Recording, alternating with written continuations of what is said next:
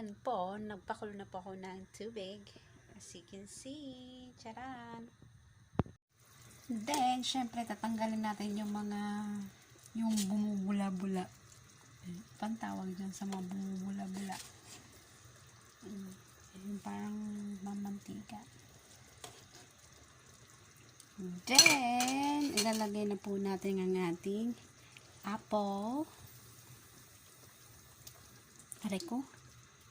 Apple po ito. And, pear. Isang pear at isang apple.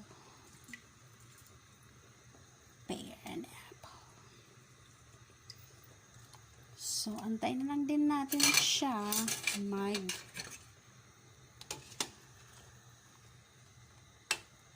maluto ang ating pork ribs.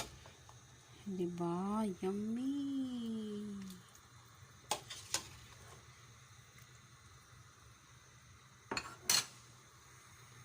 So, ayan po, nakikita nyo. So, I'm sure luto na ito.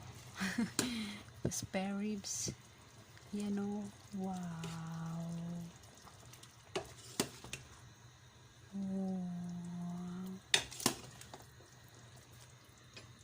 So, ang ating spare ribs at saka ang ating apple cider.